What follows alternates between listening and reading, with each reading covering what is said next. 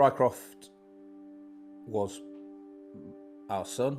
He was born in 2022. Even before he was born, we knew that there was something, there was an issue. We weren't sure what it was. We were really fortunate that it was diagnosed very, very quickly as being a very rare genetic condition called Shwachman-Diamond syndrome, or SDS. Unfortunately for Rycroft, it affected him pretty badly, pretty quickly. He needed a bone marrow, a stem cell transplant. But unfortunately, after the procedure, he's still very vulnerable, and he unfortunately ended up with an infection that there wasn't anything that could be done, and he died aged 16 months in June 2023.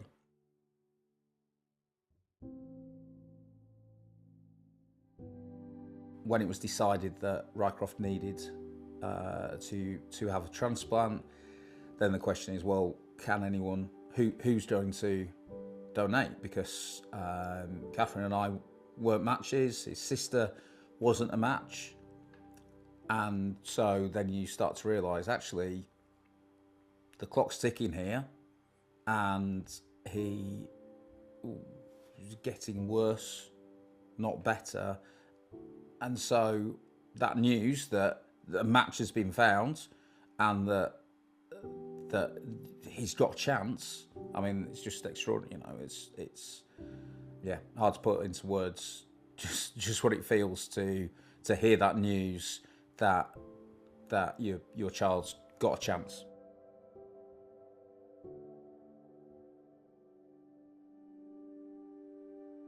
What we realised very early on when your child is going to go through a bone marrow transplant or stem cell transplant is how little a lot of people know about the process and how little we knew about the process.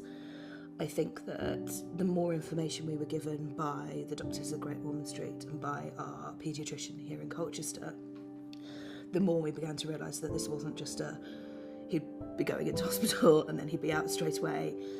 A lot of people assumed that he'd have the transplant and be home within a couple of days. I think we were quite naive at first in realising how serious it was.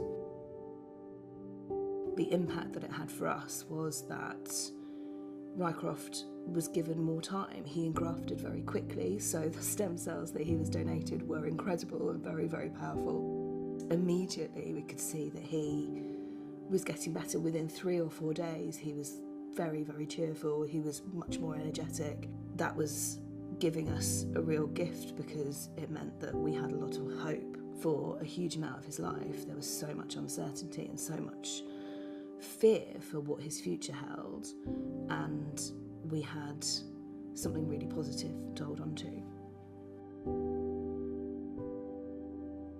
Once you are receiving your donation, then the door to the world is opening back up again. That's what's been crucial to us, hope. Anybody could develop bone marrow failure like Rycroft. Anybody could develop leukemia from any background, any walk of life. The more people who are on the register in the UK, the less time someone who desperately needs a donation will have to wait. And that could be the difference between a successful bone marrow transplant and death. It's such an easy thing to do and could be so important. You could save someone's life, you could save a couple of people's lives.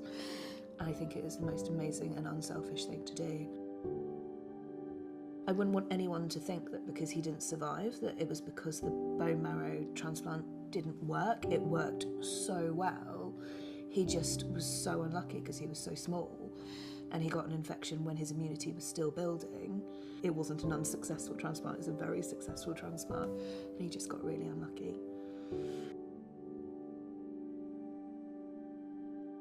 Rycroft's stem cell transplant allowed him to have more days, and every day with Rycroft was precious. We're desperately sad for Rycroft that he didn't have a longer life.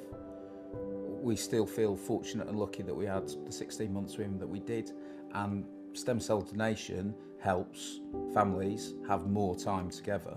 You know, we have some amazing outcomes where things go on and there's a full recovery. Even, you know, in a case like Rycroft's where there isn't, it's giving something that's absolutely priceless.